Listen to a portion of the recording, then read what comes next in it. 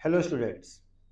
निर्वाचन आयोग ने आज लोकसभा चुनावों की घोषणा कर दी है और लोकसभा चुनावों की घोषणा होते ही देश में मॉडल कोड ऑफ कंडक्ट अर्थात आचार संहिता लागू हो गया है। इस आचार संहिता क्या होती है और आचार संहिता के क्या मायने होते हैं, उससे क्या प्रभाव पड़ते हैं, इसी को जानने के लिए आज हम ये वीडियो बना रहे हैं। आदर्श आचार संहिता या आदर्श चुनाव आचार संहिता की घोषणा जैसे ही चुनावों की घोषणा होती है उसी के साथ साथ लागू हो जाती है। इलेक्शंस का डिक्लेरेशन होने के साथ साथ आदर्श आचार संहिता लग जाती है। आदर्श आचार संहिता क्या होती है? चुनाव की आदर्श आचार संहिता का मतलब क्या होता है? वास्तव में इलेक्शन कमीशन को यह अधिकार है कि वह चुनाव देश में फ्री और फेयर इलेक्शंस करवाए। ठीक है, तो देश में फ्री और फेयर इलेक्शंस करवाने के लिए चुनाव आयोग को अधिकार दिया गया है। वह इस स्वतंत्र और निष्पक्ष चुनाव को कराने के लिए देश में आदर्श आचार संहिता को लागू करता है।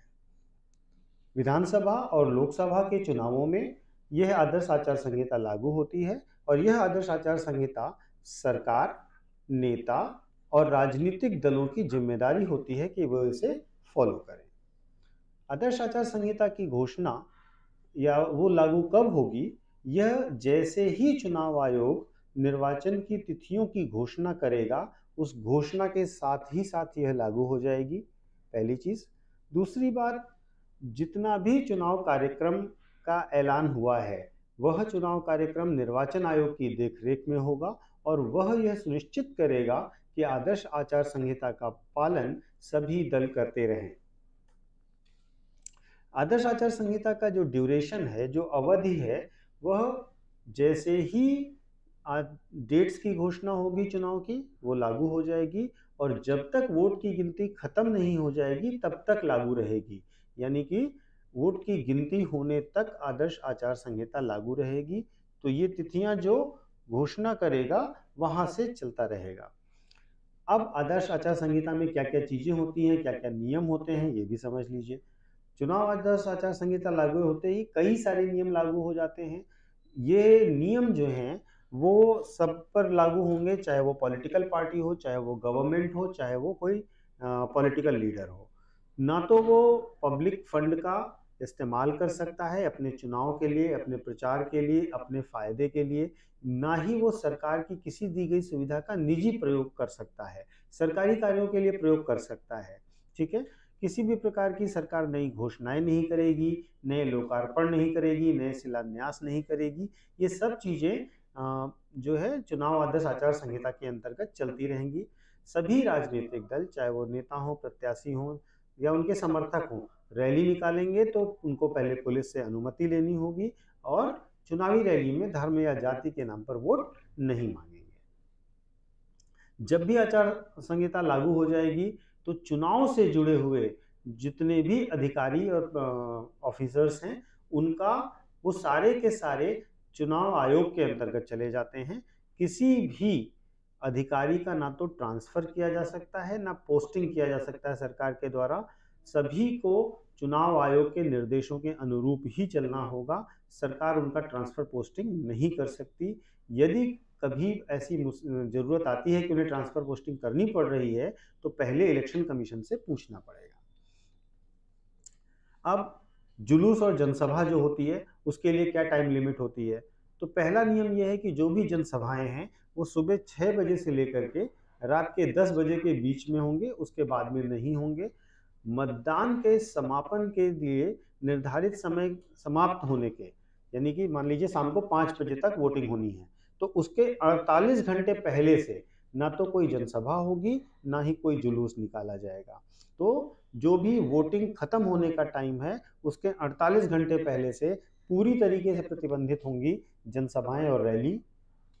अब ओपिनियन पोल, एग्जिट पोल, इन सब के बारे में क्या नियम है वो भी जान लीजिए। जितना भी प्रिंट मीडिया, इलेक्ट्रॉनिक मीडिया या कोई भी मीडिया है, वहां पर किसी भी प्रकार का सर्वे, एग्जिट पोल जो भी कुछ कराया जा रहा है उन सबको ना तो पब्लिश किया जाएगा, ना उसका प्रचार प्रसार किया जाएगा, उसके बारे में कुछ नहीं कहा जाएगा। ये जब तक जो है चुनाव खत्म नहीं हो गया, जब तक वोटिंग नहीं पड़ गई, जितने समय तक, मान लीजिए शाम को 6 बजे तक वोटिंग होनी, तो शाम को 6 बजे तक के बाद 48 घंटे की अवधि में ये लागू रहेगा। ठीक है, तो तब तक आप कोई भी चुनाव चीजें नहीं कर सकते जब तक ये मतदान की अवधि ना समाप्त हो जाए और उसके बाद 48 घंटे ना बीत जाएं। अगर मान लीजिए चुनाव एक फेज में हो रहा है तो जैसे ही चुनाव खत्म हुआ आप 48 घंटे बाद ये कर सकते हैं। लेकिन अगर मान लीजिए कई फेज में चुनाव हो रहा है, जैसे अभी लोकसभा के चुनाव की जो घोषणा हुई, कई चरणों में चुनाव हो रहा है, तो पहला चरण शुरू होने से लेकर जो आखिरी चरण समाप्त हो जाएगा, जिस दिन आखिरी चरण का चुनाव समाप्त होगा, उसके 48 घंटे तक ये लागू रहेगा।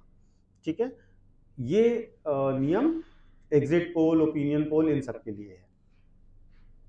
चुनाव प्रचार करने के लिए क्या क्या नियम है?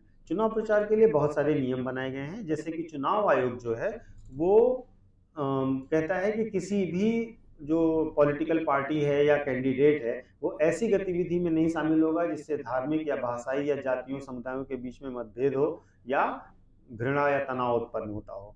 इसके साथ साथ जब भी आलोचना होगी तो आलोचना हमेशा नीति, कार्यक्रम, रिकॉर्ड, उनके काम की जो स्थितियां हैं उनको लेकर होगी।